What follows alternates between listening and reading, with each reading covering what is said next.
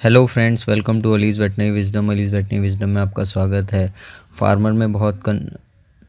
Farmers में कई बार बहुत कन्फ्यूज़न रहता है ब्रॉयलर फार्मर्स में कि कॉफ 400 ठीक है, 400 वाई, 430 वाई, हबर्ड। बहुत लोग इनके बारे में जानते भी नहीं हैं और पता भी नहीं चल पाता है कि चूज़ा किस ब्रीड का है। हालांकि ब्रीडर ही बताते हैं कि ये क्या है, हबर्ड है, 430 वाई है, 400 वाई है या कॉफ 400 है।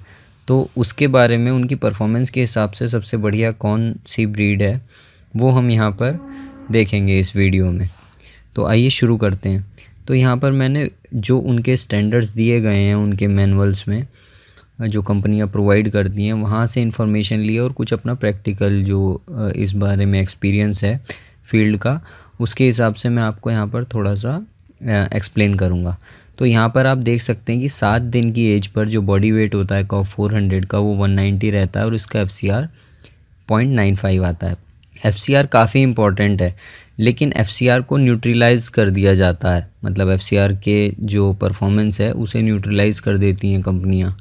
तो उसी को देखते हुए हम मतलब आगे चलेंगे। तो FCR पे ध्यान रखिए। यहाँ पे कॉफ 400 वाई का 195 है, 430 भी 195 का वेट है, स्काईलार्क हबर्ड का 190 का। तो वेट में बहुत ज़्यादा डिफरेंस नहीं है, आपको ये देखने को मिलेगा। लेकिन FCR देखिए, यहाँ पे सबसे कम कॉफ 430 वाई का FCR सबसे कम है।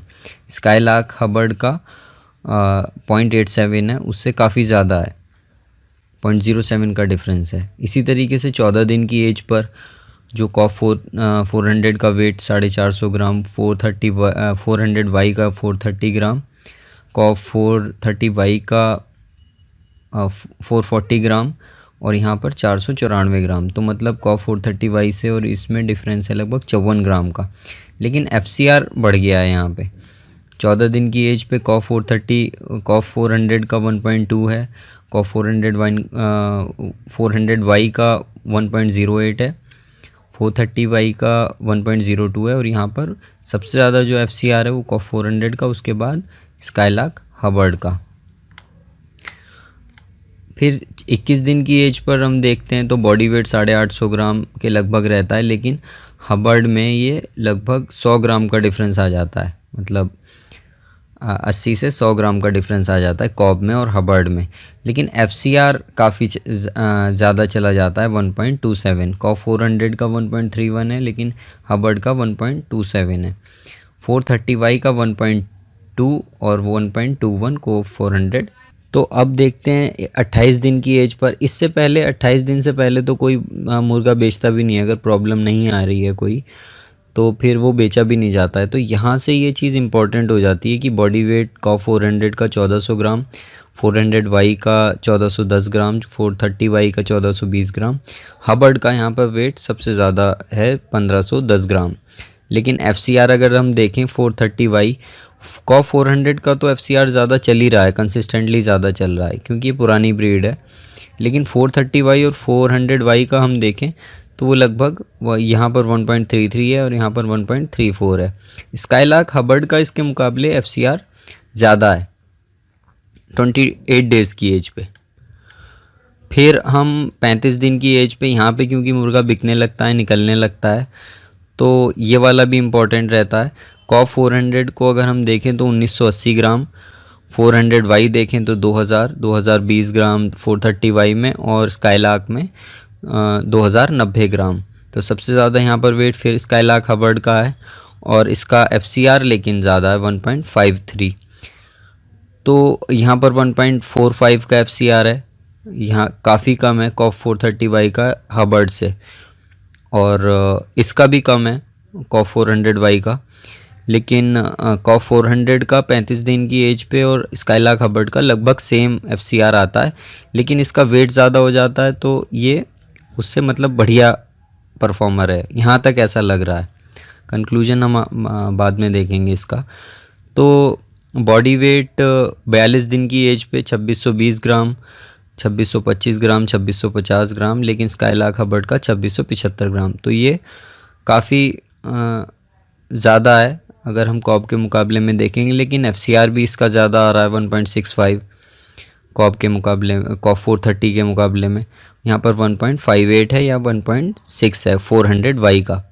ये असल में हुआ क्या है, सबसे पहले कॉब ब्रीड 400 ब्रीड आई थी, उसके बाद उन्होंने वेंकीज़ ने इसे डेवलप किया, 400 वाई आई, फिर उसे भी डेवलप किया तो 430 वाई को वेंकीज़ लेके आए। अगर हम यहाँ पर देखें फीड कॉस्ट, अगर हम 35 रुपये पर केजी कंसीडर करें तो उसके हिसाब से अब हमें पता चलेगा कि टोटल बर्ड कॉस्ट कितना आ रहा है। अगर कॉप 400 को देखें तो 154 रुपये के लगभग टोटल बर्ड की कॉस्ट आती है ग्रो करने की। कितने वेट पे? 2.62 केजी वेट पे, मतलब 42 दिन पे। तो पर केजी कॉस्ट कितना हो जाता है लाइव वेट? लगभग 58 रुपये 84 पैसे, इसे 59 रुपये माना जा सकता है। 400 वाई का अगर देखें तो 147 रुपये बर्ड की कॉस्ट आती है, और पर केजी लाइव वेट कॉस्ट कितना आता है? 56 रुपये। इसी तरीके से 430 वाई का सबसे कम कॉस्ट ऑफ प्रोडक्शन आता है 146.65 रुपीज़, और जो इसका पर केजी कॉस्ट ऑफ प्रोडक्शन है वो लगभग 55 रुपीज़ 34 पैसा, मतलब 34 पैसा इसमें रहता है। हबर्ड का कॉस्ट ऑफ प्रोडक्शन ज़्यादा है, मतलब 154 रुपये 154.91 की बर्ड पड़ती है, और 2675 ग्राम की, और इसका कॉस्ट आता है लगभग 58 रुपये, 57.91 है ये, तो 58 रुपये के करीब कॉस्ट आती है। अब 5000 का अगर फ्लॉक हमने पाला हुआ है, हमारे पास है, तो हम देखते हैं कि उसमें हमें क्या घटता है बचता है। तो ये चीज़ें हम देख चुके हैं कि पर केजी लाइव वेट कितना कितना आता है। तो अगर 5000 बर्ड्स रखी हैं तो कॉप 400 वाई वो 13,100 किलो की हो जाती है। 400 वाई 13,125 किलो की होती है। 430 कॉप 400 वाई 13,125 किलो की होती है। 430 वाई 13,250 किलो की होती है, और हबर्ड आपका 13,375 किलो का होता है। तो अगर देखा जाए यहाँ पर कॉप 400 से मुकाबला किया जाए तो यहाँ पर 275 किलो ज़्यादा वज़न हमें मिलता है हबर्ड के केस में। लेकिन 430 से मुकाबला करें तो यहाँ पर हमें लगभग 125 किलो का हमें डिफरेंस नज़र आता है। लेकिन टोटल कॉस्ट ऑफ प्रोडक्शन कितनी आ रही है यहाँ पे? 7,70,875 रुपये कॉप 400 में। यहाँ पर 7,35,000 कॉप 400 वाई में, 7,33,250 रुपये 430 वाई में, और 7,74,550 रुपये हबर्ड में। तो सबसे कम जो कॉस्ट ऑफ प्रोडक्शन आती है हमारी वो आती है 430 वाई में।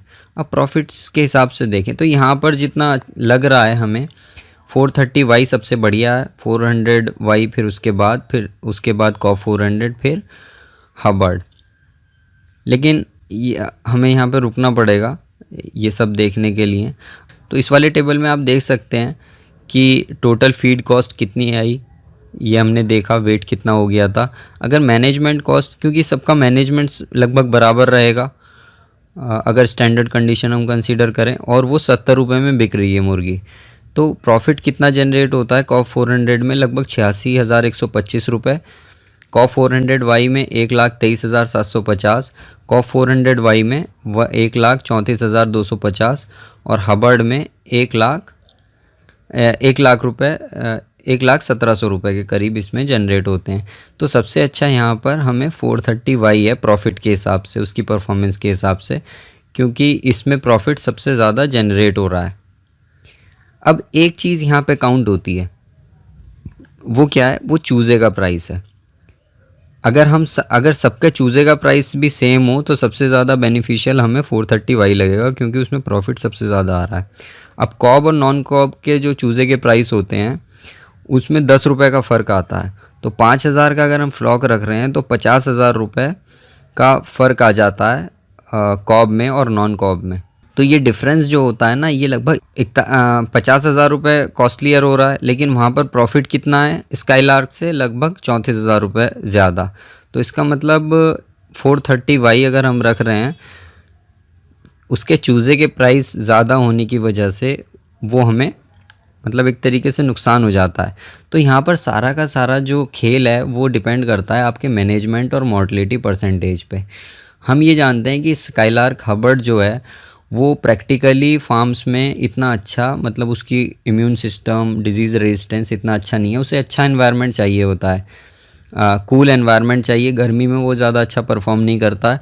हाइजीन और सैनिटेशन स्टैंडर्ड, जो साफ़ सफाई है, वो स्काईलार्क को ज़्यादा चाहिए, मतलब हबर्ड के लिए। और सबसे ज़रूरी बात यह है कि स्काईलार्क हबर्ड की जो फीडिंग रिक्वायरमेंट है, न्यूट्रिएंट रिक्वायरमेंट है, वो कॉब से अलग है। तो अगर आप स्काईलार्क हबर्ड पाल रहे हैं तो आप फीड भी स्काईलार्क हबर्ड का लीजिए, तब वो अच्छा परफॉर्म करेगा।